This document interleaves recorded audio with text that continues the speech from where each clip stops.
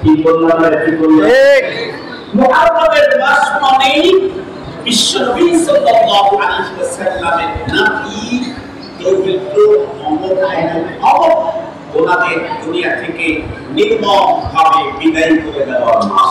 এই কথাটা আমরা অনেকে মনে করি এবং মুহররমের 10 তারিখটা মূলত এত বেশি মর্যাদা মূল হলো কারবালার এই ঘটনা মর্মান্তিক হৃদয় বিদরক ঘটনা ঘটে যাওয়াটাই এই মাস বা এই তারিখটা মর্যাদা হওয়ার জন্য কারণ এই কথাটা মনে করেন তাদেরকে আমি বলছি হযরতে ইমাম হাসান হুসাইন আমাদের নবীজি এমনকি আদম পয়গম্বর তৈরিও অনেক আগে আল্লাহ পাকের ঘোষণা সিদ্ধান্ত মাস হবে আরবি 12টা এর মধ্যে মর্যাদায় উত্তীর্ণ মাস হবে 4টা তার ভিতরে মর্যাদায় প্রথম হলো রবিউল আউয়াল।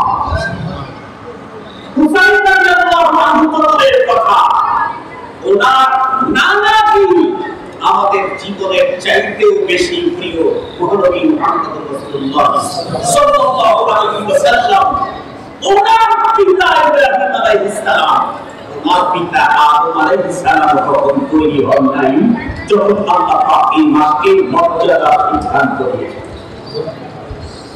মুসলমান ভাইরা আমাদের খুব ভালো করে বুঝবেন শুধু এতটুকু নয় হযরত ইবনে আব্বাস রাদিয়াল্লাহু তাআলা আনহু বলেন যদি আপনারা হাদিসের ভিতরে পড়েন অনুসন্ধান করেন তাহলে দেখবেন ইবনে আব্বাস রাদিয়াল্লাহু তাআলা আনহু বর্ণনা করেন আল্লাহর পয়গম্বর সাল্লাল্লাহু আলাইহি ওয়াসাল্লাম হিজরত করে যখন মদিনায় গেলেন মদিনায় যাওয়ার পরে দেখলেন মদিনার ইহুদিরা মুহাররমুল হারামের 10 তারিখে রোজা রাখে।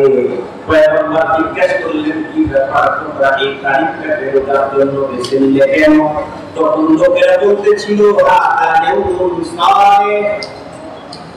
আল্লাহর পয়গম্বর মুহররমের 10 তারিখটাকে রোজার জন্য বেছে নিয়েছি তার কারণ হলো এই দিনটা অনেক অনেক অনেক মর্যাদাপূর্ণ দিন। কেমন মর্যাদাপূর্ণ দিন তারা তখন বললো এখানে এমন একটা দিন যে দিনে আল্লাহ পাক রব্বুল আলামিন মুসা পয়গম্বর এবং তার গোত্রের লোকদেরকে ফিরআউন এবং তার সৈন্যবাহিনীকে আল্লাহ পাক মুক্তি দান করেছিলেন। আর ফিরআউন তার সৈন্যবাহিনীকে আল্লাহ পাক রব্বুল আলামিন সমুদ্রের ভিতরে ডুবায়া জাহান্নামে পাঠিয়ে দিয়েছিলেন। এই দিনে আল্লাহ পাক রব্বুল আলামিন মুসা পয়গম্বর এবং তার সঙ্গে মুমিনদেরকে হেফাজত করেছিলেন। সাথে সাথে ফিরআউন এবং তার অনুসারীদেরকে জাহান্নামে পাঠিয়ে দিয়েছিলেন। এই হলো সেই দিন। এই কারণে হযরত মুসা পয়গম্বর সাল্লাল্লাহু আলাইহি ওয়াসাল্লাম যতদিন পর্যন্ত পৃথিবীতে বেঁচে ছিলেন ততদিন পর্যন্ত এই দিনে রোজা রাখতেন। আমার সেই পয়গম্বরের অনুকরণে আমরাও রমজান আমরাও মুহররমুল হারামের 10 তারিখে রোজা রাখি। এই কথা শুনে আমার পয়গম্বর তখন উত্তর দিলেন আনা আহাব্বু ওয়া আউলা মিনকুম ঈসা আলাইহিস সালাম।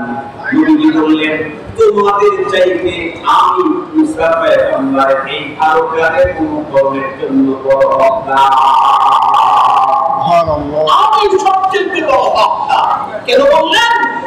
কারণ সমস্ত নবীদের ভিতরে একজন নবীর সাথে আরেকজন নবীর সম্পর্ক ছিল আপনারা বিশুদ্ধ হাদিস বুখারী শরীফ থেকে পড়তে দিতেছেন তাহলে